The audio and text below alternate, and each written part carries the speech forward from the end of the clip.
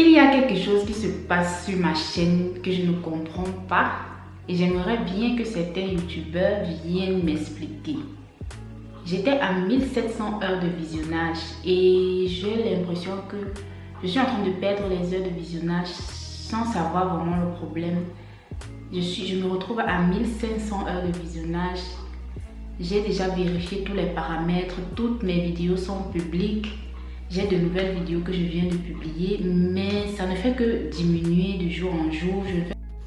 Avant de continuer la vidéo, je ne sais pas si vous voyez la mouche qui rôde autour de moi là depuis. J'ai des problèmes d'insectes et de mouches ici chez moi. J'ai déjà cherché la solution fatiguée. Je ne trouve aucune solution.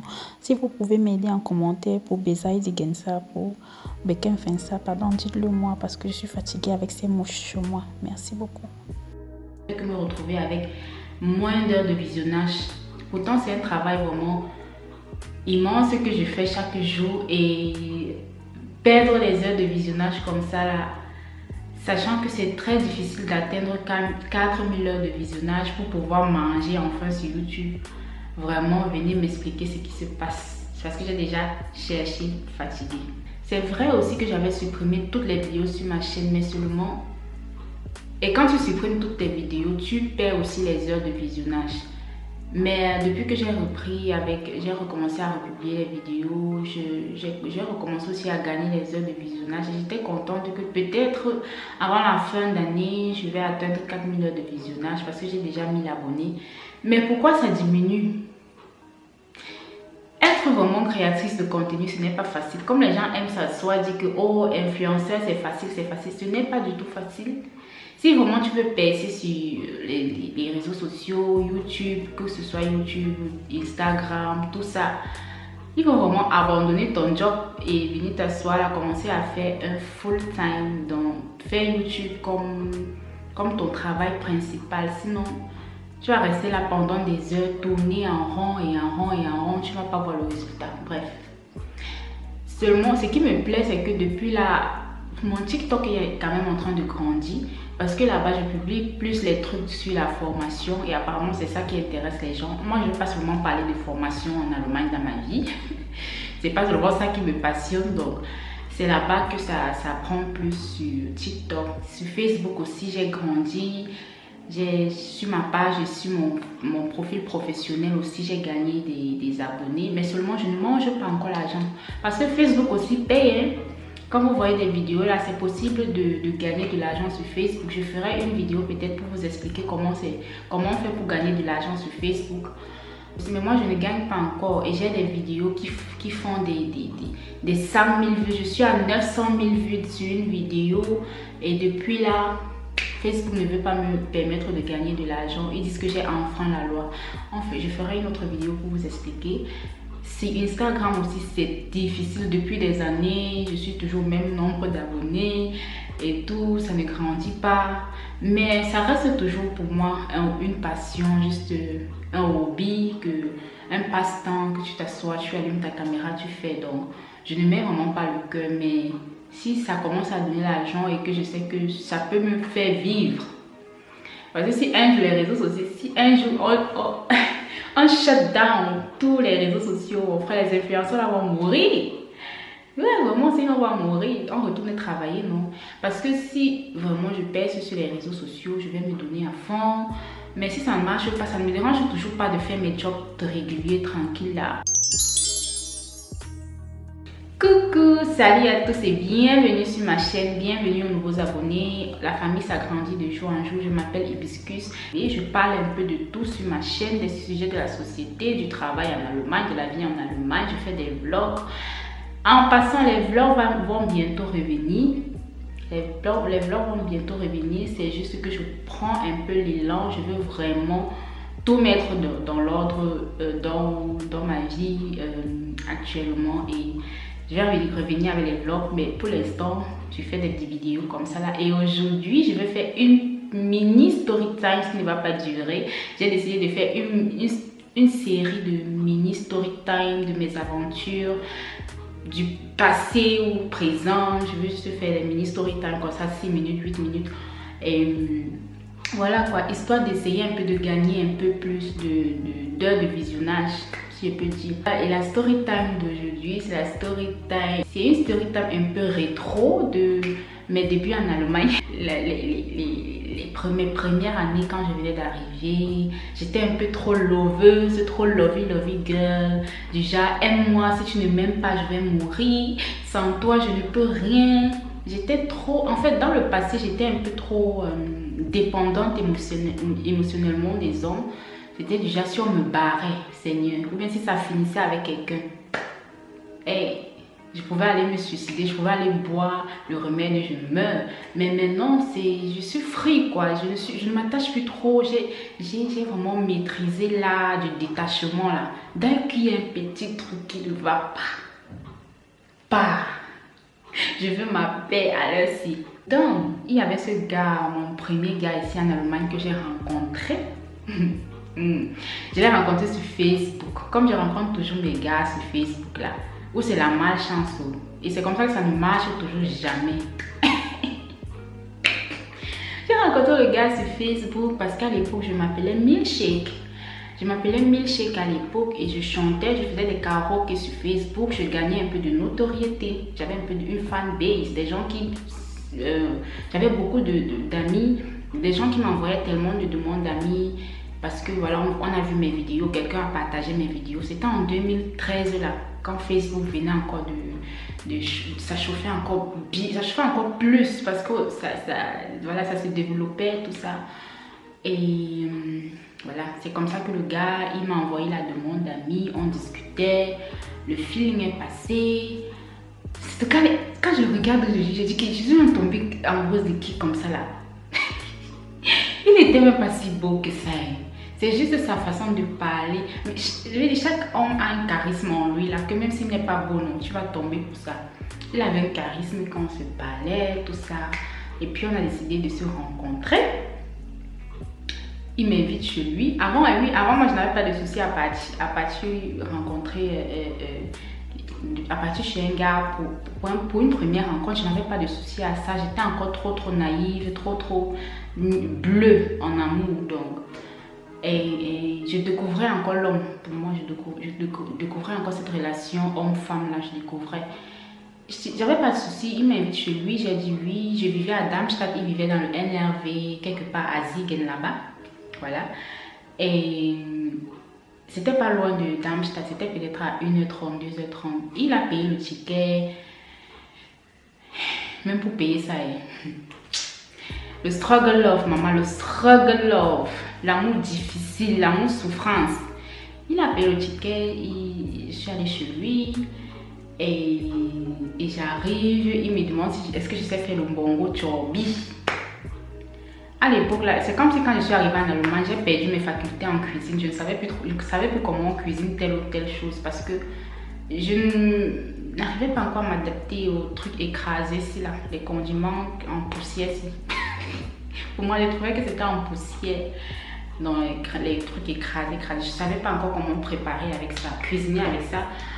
Et bon, j'ai dit que oui, je sais très bien faire le bongo. J'ai déjà fait le bongo. Je suis moyenne en cuisine et je ne suis pas cordon bleu parce que vraiment il y a des filles quand elles te tapent la nourriture, ça c'est leur don, c'est bon. Moi je suis moyenne en cuisine, je sais que je suis pas experte mais quand tu manges c'est quand même bon, tu es rassasié, voilà. Et j'ai dit oui, je sais faire, voilà, je sais faire le bongo. Il a dit ok, j'ai le bongo en poudre, est-ce que tu peux préparer ça? N'est-ce pas, je devais prouver que je suis une bonne copine, je suis une bonne femme épousable, mariable là. Je dis que d'accord mon amour, je vais faire. Je ne sais même pas pourquoi la femme m'a toujours prouvé. Moi, je voulais... Et à l'époque, j'étais alors soumise du genre, choisis-moi, c'est moi ou rien. Je sais faire ça, je sais faire. C'est moi ou rien, je suis épousable, bref. Je voulais savoir. J'étais prête à tout pour qu'un homme me garde en fait. Et voilà, il me laisse en cuisine parce que quand je cuisine, je n'aime pas que quand je viens cuisiner pour la première fois chez mon gars, je n'aime pas qu'il soit en cuisine, sinon ça me stresse. Ça me stresse. Il peut faire, je mets soit trop le sel, soit trop le cube, soit je rate le repas. Donc, moi, je lui dis, va regarder tes films et tout. Si j'ai besoin de ton aide, je vais t'appeler. Je reste à la cuisine pour faire le bongo. C'était avec le riz. Même le riz. Hey, Seigneur, même le riz me dépassait à cuisiner. Bref. Je prends alors une tomate. Ok. Je ne savais pas préparer le bonga en poudre là. Mais j'ai dit que je sais préparer parce que moi je voulais l'impressionner quoi. Je prends une tomate, je prends les oignons, j'écrase et tout. Je mets la tomate en fait, j'écrase tout. Après je fais frire ça dans l'huile. C'était avec le porc je crois. Le porc et tout ça était déjà prêt. Dès que je mets la tomate dans l'huile et que ça, je laisse bouillir quelques minutes après. Après, je prends la poudre de bongo là. J'ai même pris quoi? Au lieu de mettre en fonction de la quantité de tomates, de condiments, de condiments que j'avais pris, j'ai versé. Il dit que j'ai versé tout le bongo dans la marmite. Et le gars, il passait faire un tour pour voir si tout va bien à la cuisine. Il voit comment je verse toute la poudre de bongo dans la marmite. Il dit que tu es sûr que ça va, tu es sûr que tu sais faire le bongo? Je dis que oui, ça va donner, ça va donner. Il dit, ah ok, je te laisse, non. Il dit que mais ce n'est pas un peu trop bébé. Je dis que non, ça va, regarde, tu vas voir, ça va donner, maman. Je sais pas, il y a une Miss Cameroun là qui avait fait le bongo là. On s'est moqué d'elle comme ça. C'était qu'il a Jessica Ngoua, je ne sais plus. Maman, c'était la même chose. J'ai fait le bongo sable. Le bongo là, c'était le sable, la terre. Amen. Seigneur, moi-même, je n'arrivais pas à goûter. Moi-même, je n'arrivais pas à goûter le bongo là. Et puis, j'ai même laissé cuire combien de minutes. Je dis que c'est comme si la nourriture me dépassait à cuisiner quand je suis arrivée chez lui. Donc, même le riz, j'ai fait, c'était l'eau. Il y avait encore un peu l'eau à l'intérieur, quoi. Et pourtant, le riz, ça doit être grand, ça doit être bien sec, là. Il dit que j'ai tout gâté. J'appelle alors le gars, je le sers. Je le sers, on se sert, on commence à manger. Je vois comment il mange avec difficulté. Il mange avec difficulté, moi-même je mange avec difficulté. On se regarde sur le voit comme ça, là. Il dit qu'il ne voulait pas me blesser. C'est quand même quelqu'un de bien. Il ne voulait pas me blesser. Il dit quand même, il lance quand même un truc du genre, bébé, le bongo c'est un peu amer. Tu as un peu raté ça. Seigneur, en fait, j'avais honte. J'étais déçue de moi-même que j'ai raté mon bongo. Il dit que oui, c'est vrai quand même, c'est vrai. Il dit que j'espère que tu vas te rattraper une autre fois. Il dit que oui, c'est pas un souci, je vais me rattraper. Il dit parce que mon gosse, là, je ne sais pas si je vais manger, je vais pouvoir manger ça. On n'a même pas terminé ce qu'on a commencé là. Et puis, nous sommes allés dans la chambre, faire notre lovey, tout ça. Et c'était ça quoi, j'avais raté le bongo, mais je voulais vraiment montrer que je sais cuisiner. Mais pour dire que moi, je savais. Ok, moi je savais faire le mbongo. Seulement le mbongo en poudre là, c'était la première fois vraiment que je cuisine ça en Allemagne. Et je voulais aussi impressionner, j'étais stressée, je voulais vraiment montrer que je suis la bonne femme. Mais bon, ça a raté. Et comment on s'est même séparé? Comment on s'est séparé avec le gars? Ça n'a pas duré, c'est pas à cause du mbongo quand même qu'on s'est séparé. Maintenant quand je rentrais chez moi, en rentrant, le gars me dit la prochaine fois que tu vas venir, c'est toi qui vas payer le transport. Non, il a dit quoi? Je vais payer l'aller, tu vas payer le retour. Maman, le struggle love. Sauf que si tu payes le ticket, qu'est-ce qui va se passer, papa? Il dit seulement que, je dis seulement que, oui bébé, pas de soucis, c'était une erreur, j'avais pas l'argent, désolée, maman, et je t'aime Moumou Sakalia. Ouais. Si je revois la fille que j'étais avant là, je vais la racler. Je vais lui donner une bonne raclée. Mais tu t'es bête comme ça là, comment? Tu t'es Moumou Sakalia comment? Comme ça comment? Non, j'étais trop molle. J'étais trop comme ça là. Juste toujours là pour plaire, pour plaire, toujours là pour plaire à quelqu'un, toujours. Hey! Je suis rentrée chez moi, puisque il y a eu quelque chose la soirée là, et j'ai eu des difficultés à avoir mes règles après. Et comme j'étais aussi très naïve avant, je comprenais pas aussi très bien mon cycle, tout ça, comment mon cycle fonctionne. J'ai passé des semaines sans voir mes règles et j'ai cru que j'étais enceinte. Voilà. J'ai cru que j'étais enceinte, je pleurais, j'avais une... J'ai même pas envie de l'appeler amie. Je vais pas l'appeler amie. Bref, on m'a dit, à l'époque c'était mon amie, on marchait ensemble. Et je suis allée me confier chez elle que voilà, j'arrive pas à voir mes règles. Et puis on parle entre copines, je dis que voilà, je suis allée rencontrer mon gars, tout ça. On a eu truc ensemble sans protection, mais il n'y avait pas vraiment eu machin péné, machin là. Il ne veut pas qu'on censure ma vidéo. Il n'y a pas vraiment eu truc, non. Parce que j'étais pas encore totalement déviée. Voilà, c'est pas encore dévié, machin. Je suis venue en Allemagne vraiment encore bien. C'est vrai que j'avais déjà eu un premier rapport sexuel au Cameroun, mon premier rapport sexuel où on m'a pris ma virginité, mais il n'avait pas totalement pris. Du coup, quand je suis arrivée ici en Allemagne, je n'étais pas encore complètement ouverte. Donc, le gars, il n'a pas vraiment péné machin parce que j'étais fermée et il n'arrivait pas, voilà, il n'arrivait pas à s'introduire, voilà. Maintenant, j'ai dit à ma copine, je lui explique tout ça là, que voilà, ça s'est passé comme ça, mais il n'y a même pas eu machin, truc. Je comprends pas pourquoi je n'ai pas mes règles et tout ça. Elle demande d'aller faire un test de grossesse. On achète un test, je vais alors à la pharmacie, j'appelle d'abord le gars, je lui dis que voilà, je n'ai pas mes règles, c'est comme si je suis enceinte et tout. Et voilà, il me dit d'aller faire un test de grossesse, mais je ne lui ai pas dit que j'ai parlé de ça à une amie. Il voulait qu'on gère ça entre nous, quoi. Mais moi, je voulais d'abord parler de ça à ma copine et tout ça. Donc, je suis allée faire le test de grossesse. C'était négatif. J'ai attendu le lendemain pour voir si j'ai mes règles parce que j'ai dormi chez ma copine là. Le jour là parce que je ne voulais pas rentrer chez moi, j'avais peur de mon grand frère, je vivais avec mon grand frère, j'avais peur qu'il découvre ma peur, qu'il découvre aussi que j'ai fait un test de grossesse. Elle prend alors le téléphone, elle appelle le gars, elle commence à insulter que tu sais ce que tu as fait à ma copine, tout ça. Comme je l'aimais, j'aimais le gars, alors je me suis embrouillée avec ma copine que mais tu lui parles comment comme ça et tout, c'est de ta...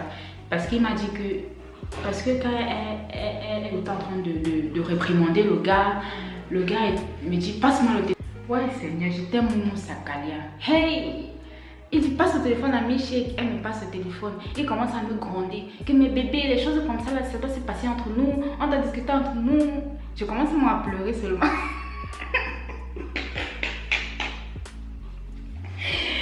Ouais! Je commence à pleurer que je suis désolée. Il dit que non, dès que tu raccroches dès que tu vas faire le test là, c'est négatif, non. Si le test est positif, ne m'appelle même plus jamais. Tu me dis, on va faire le nécessaire, tu avortes et ne m'appelle plus. Entre nous, c'est fini. J'ai pleuré, maman. Hey! J'ai dit, je suis désolée. Au lieu de m'en prendre au gars, je m'en prends à ma copine. Que pourquoi tu lui as dit, pourquoi tu l'as appelé, tout ça, tout ça, tout ça. Elle dit que c'est pour ton bien et tout, maman. Moi, j'en voulais seulement à ma copine. Au lieu de m'en vouloir au gars, j'en voulais à ma copine. Et après, elle aussi, elle vivait à l'époque aussi avec deux filles, et elle allait aussi dire à ses copines. Et elle allait dire ça à l'une de ses colocs là-bas avec qui elle s'entendait bien, que voilà, tel. Je savais pas que c'était pour mon bien, maman. Moi, j'en voulais seulement à tout le monde. Elle aussi a appelé mon grand frère, elle a trahi. C'est alors là où j'ai eu son macabo. J'ai dit que mon cœur s'est brisé comme ça. Là, que, mais pourquoi tu as fait ça? Elle a appelé mon grand frère, elle a dit que voilà ce qui se passe avec ta petite soeur. Elle connaît déjà les hommes. Ouais, on m'a alors insulté. On m'a alors lavé. J'ai pleuré comme ça là. Et j'étais toujours là, je passais mon temps à appeler le gars, je passais mon temps à appeler le gars pour lui expliquer que je suis désolée, pour qu'il me reprenne, pour qu'on reprenne la relation. Il disait qu'il ne m'appelle plus. Et le lendemain, la fille à qui elle allait dire m'invite chez elle. Elle me demande encore qu'est-ce qui s'est passé. J'explique la même chose, que voilà, on a fait, mais il n'y a pas eu truc. Il n'y a pas eu machin truc là. Il n'a même pas versé dans moi. Je ne comprends pas pourquoi j'arrive pas à voir mes règles. Voilà, et elle avait déjà acheté un autre test de grossesse, je crois, je t'ai dit, ça coûtait 1 euro comme ça, je crois, le test de grossesse avant, les bâtonnets là. Elle me dit d'aller uriner. Je n'ai pas uriné, je viens avec, elle met dans les urines et on découvre que c'est négatif encore. Elle dit que ok, c'est négatif. Peut-être tu as un problème avec ton cycle, tout ça. Elle commence à m'expliquer elle commence à me conseiller comme une petite soeur que tu vois les hommes là dehors, c'est comme ça, c'est comme si. J'ai dit que oui, tout ça. Tu ne devrais même plus l'appeler. S'il dit que tu ne l'appelles plus, laisse-le tranquille, laisse-le qu'il parte, qu'il fasse ce qu'il veut. Mais concentre-toi sur ta vie. Est-ce que je comprenais alors, maman? L'amour tournait ma tête. L'amour tournait ma tête à l'époque. Concentre-toi sur ta vie, sur tes études, tu laisses le gars tranquille. Les garçons sont toujours comme ça, ils sont méchants, même s'ils ne couchent. Tu dis seulement bonjour à un gars, il va aller raconter partout aux gens qu'il a couché avec toi. Et elle avait raison, mais moi j'étais seulement amoureuse de tout ça. J'ai dit que ok, tout, j'ai compris. Et après la situation s'est calmée, mais avec ma copine là, il y a eu une petite tension, on ne se parlait plus. Je ne sais même plus comment ça a fait encore qu'on se réconcilie, mais ça a pris du temps. Et avec le gars aussi, je pense qu'on s'est aussi réconcilié après des mois. Après des mois, il a encore cherché à me contacter. Et voilà. Parce que après j'ai retrouvé mes règles. C'était juste vraiment un dérèglement. Hein. C'était vraiment un truc des hormones, là, c'est un dérèglement. Peut-être changement. Je venais d'arriver en Allemagne, changement de climat, changement de tout ça. C'était juste un dérèglement. Et voilà, tout est rentré dans l'ordre. Mais mon grand frère m'a fait comment insulter, Seigneur. Vous connaissez ce qui s'appelle harcèlement verbal. J'ai vécu le harcèlement verbal. Il m'a lavé. Hey! Maman, je suis seulement restée tranquille comme ça. Je ne parlais plus, mais je causais encore en cachette avec mon gars là. Je causais encore en cachette avec lui. Mais après ça, j'ai encore rencontré. Mais c'était plus trop ça entre nous, quoi. On causait en cachette, mais c'était plus trop ça. J'ai dit que je n'arrivais pas à pardonner. Je n'arrivais pas à pardonner ce qu'il m'avait fait. Mais en même temps, dans mon cœur, j'ai dit oui, on peut reprendre, mais j'étais plus trop dedans. Et après, j'ai rencontré un autre et j'ai barré celui-là. Et puis, j'ai recontinué avec l'autre. Histoire à suivre. C'était ça pour ma petite story time d'aujourd'hui. J'espère que ça vous a plu. Et on se retrouve prochainement pour un autre mini story time. Je vais faire une mini série, comme je dis. De temps en temps, mes petites histoires qui me sont arrivées dans le passé. Voilà. Portez-vous bien et abonnez-vous si ce n'est pas encore le cas. Et à la prochaine.